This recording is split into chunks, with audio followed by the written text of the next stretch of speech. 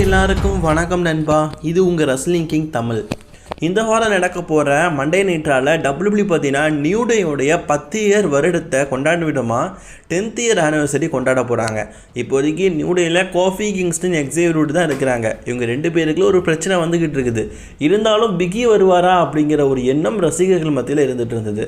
New day அப்படின்னாலே பிகி தான். But ஆனால் 2022 தனக்கு நெக் இன்ஜுரி ஏற்பட்டதுக்கப்புறமா டபிள்யூபிள்யூ மெயின் ஸ்டோரில் பார்த்தீங்கன்னா அப்பீரியன்ஸே கொடுக்காம இருந்தார். ஒன்லி கமெண்ட்ரி பண்ணுறது அதோட முடிச்சுக்குவோம் அப்படிங்கிற லெவலில் தான் பிகியும் இருந்தார்.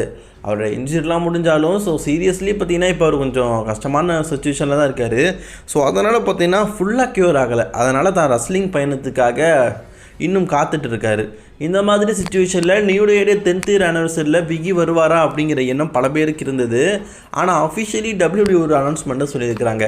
இந்த வாரம் நடக்க போகிற மண்டே நைட்டால் பிகி வரப்போகிறார். அதுக்கு காரணம் என்னென்னா நியூ டே 10 இயர் ஆனிவர்சரி நடக்கிறதுனால பிக்கி தான் பார்த்தீங்கன்னா கிட்டத்தட்ட ஒரு 8 வருஷமாக நியூ டேயில் இருந்திருக்காரு. அதனால் பிக்கி கண்டிப்பாக நியூ டே டீமுடைய 10th இயர் ஆனிவர்சரிக்கு வருவார் அப்படிங்கிற மாதிரி அஃபிஷியலாக சொல்லியிருக்கிறாங்க. இது பிக்கியோடைய ஃபேன்ஸுக்கு கொஞ்சம் சந்தோஷமான செய்தியாக இருக்குது. சமீபத்தில் பால் ஹேமன் கிட்ட ஒரு இன்டர்வியூ எடுத்திருக்கிறாங்க. பால் ஹேமன்ட்ட நிறைய விதமான கேள்விகள் கேட்டிருக்கிறாங்க. கண்டிப்பாக ப்ராக் லெஸ்னர் ஃபேன்ஸாக இருந்தால் கண்டிப்பாக ப்ராக் லெஸ்னரை பற்றி தான் கேட்பாங்க. ப்ராக் லெஸ்னரை பற்றி கேட்கும்போது இந்த மாதிரி விஷயங்களை நான் கொஞ்சம் அவாய்ட் பண்ணிக்க தான் விரும்புகிறேன். ஏன்னா அவர் இப்போதைக்கு இல்லை, அவர் எப்போ வருவாருன்னு தெரில, வந்தாலும் நல்ல ஒரு கான்டாக்டில் தான் இருப்பார். நான் சர்வைவரில் நான் ப்ராக் லெஸ்னர்கிட்ட தொடர்பு கொண்டுகிட்டே தான் இருக்கிறேன். இப்போதைக்கு ப்ராக் லெஸ்னரோட ஸ்டேட்டஸ் நல்லா தான் இருக்குது அப்படிங்கிற மாதிரி ப்ராக் லெஸ்னர் பார்த்தீங்கன்னா ஒரு உப்புக்கு சப்பான ஒரு விஷயத்தை பார்த்தீங்கன்னா ப்ராக் லெஸ்னரை பற்றி சொல்லியிருக்காரு. டபிள்யூபிள்யூ பார்த்தீங்கன்னா சமீபத்தில் ப்ராக் லெஸ்னரை அடிக்கடி பார்த்தீங்கன்னா டீஸ் பண்ணிகிட்டே தான் இருக்கிறாங்க.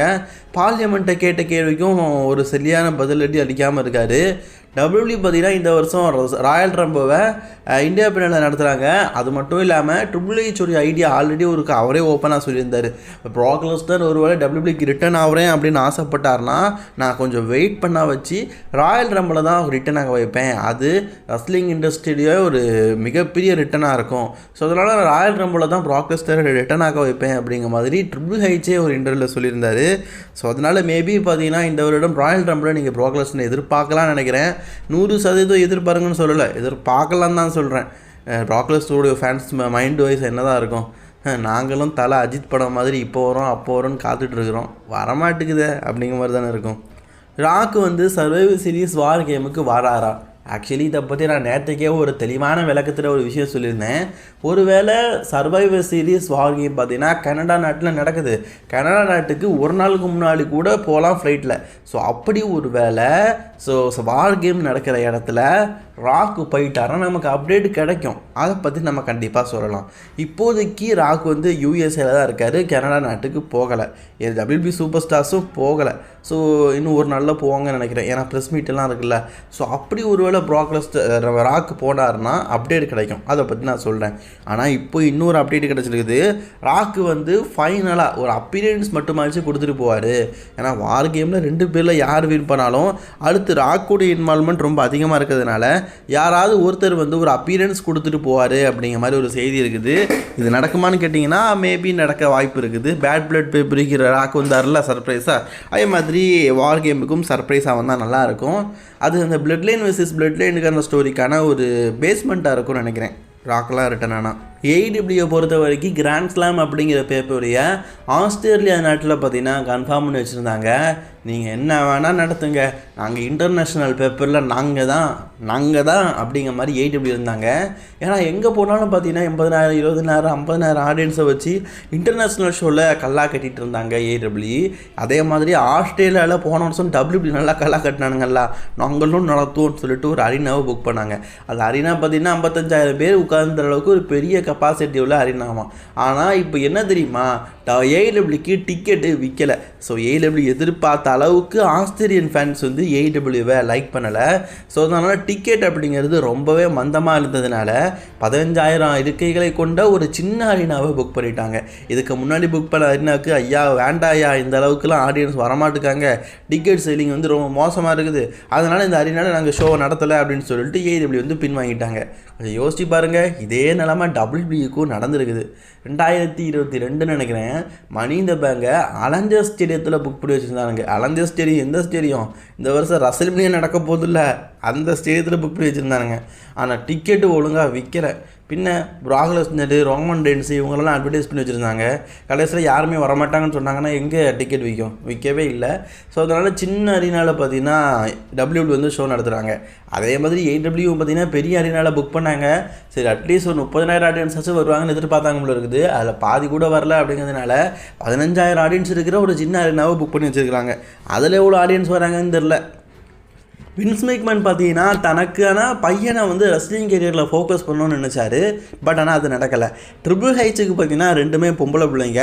இந்த 2 பொம்பளை பிள்ளைங்களும் பார்த்தீங்கன்னா ரெஸ்லிங் மேலே இன்ட்ரெஸ்ட் இல்லாமல் இருந்தது. ஸோ அதனால் பார்த்தீங்கன்னா அதர் கான்ஃபரன்ஸில் தான் பார்த்தீங்கன்னா பெருசாக இருந்து இப்போ படிச்செல்லாம் முடிச்சிருச்சு.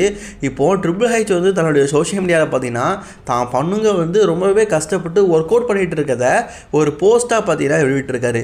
இதை பார்த்த பல பேர் பார்த்தீங்கன்னா ட்ரிபிள் ஹைச் உங்கள் பொண்ணையும் நீங்கள் வந்து ரெஸ்லிங் கேரியருக்கு இறக்கினா நல்லா இருக்கும் அப்படிங்கிற மாதிரி கேட்டுட்டு இருக்கிறாங்க. பட் ஆனால் ட்ரிபிள் ஹெச்சோடைய முடிவு ஒன்று தான்.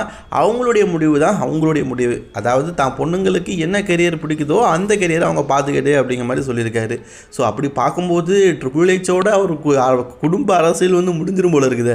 ஏன்னா இதுக்கு முன்னெல்லாம் வின்ஸ் மேக்மேன் அவர் பொண்டாட்டி புருஷன் சொல்லிட்டு கார்பரேட் வந்து தொடர்ந்து வாரிசு அடிப்படையில் பார்த்துட்டு இருந்தாங்க. ட்ரிபிள் ஹெச்சுக்கு அப்புறமா அந்த CEO அப்படிங்கிறது மொத்தமாக அவரோட பரம்பரையில் முடிஞ்சிரும் போல இருக்குது. ஜான்சனுடைய ரிட்டர்னை பற்றி நமக்கு ஒரு மிகப்பெரிய அப்டேட் கிடச்சிருக்குது. இந்த வருஷம் WWE பார்த்தீங்கன்னா ராயல் ரம்புக்கு ஜான்சனாவை வர வைக்க போகிறாங்க.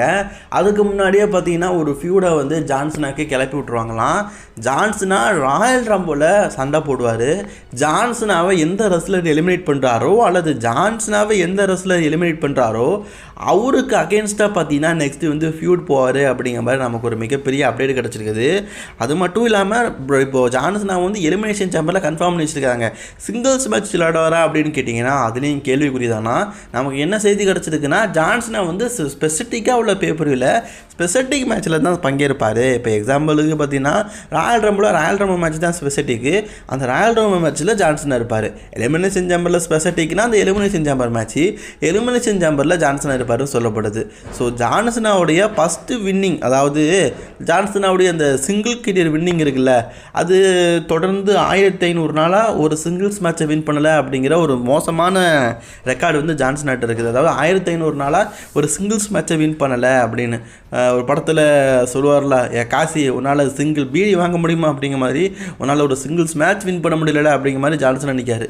டாக்டிங் மேட்ச்லலாம் வின் பண்ணியிருக்காரு. இந்த வருஷம் கூட வின் பண்ணார். ஆனால் சிங்கிள்ஸ் மேட்ச்சில் வின் பண்ணலை. ஸோ அந்த ரெக்கார்டை மேபி பார்த்தீங்கன்னா ஜான்சனை வந்து இந்த வருஷம் நடக்க போகிற ரசல்மனியாவில் நடத்தலாம்னு நினைக்கிறேன். ரசல்மனியாவில் அவருக்கு ஒரு ஆப்பனண்ட் இருந்து அவர் அந்த ஆப்பனண்ட்டை வீழ்த்தினா உண்மையிலே நல்லா இருக்கும்ல. எப்படி ரே மிஸ்டீரியோவுக்கு அவர் பையனை வீழ்த்தி அவர் ஹால் ஆஃப் ஃபேம் ஆக்கி ஒரு நல்ல ஒரு எண்டிங்காக ரசல்மனியாவில் கொடுத்தாங்களோ, போன வருஷம் ரசல்மனியாவில் வின் பண்ண தான் வச்சுருந்தாங்க. ஸோ அதே மாதிரி இந்த வருஷமும் வின் பண்ண வச்சா நல்லாயிருக்கும். சரி பண்ணுறாங்களா அப்படிங்கிறத வெயிட் பண்ணி பார்ப்போம். ஆனால் ரே மிஸ்டீரியோக்கெலாம் லக்கு தான்ப்பா. அப்படி இப்படின்னு போனாலும் WWE பார்த்தீங்கன்னா ஏதாவது ஒரு மூலையில் ரே மிஸ்டீரியோவுக்கு ஒரு வாய்ப்பு கொடுத்துட்டே தான் இருக்கிறானுங்க.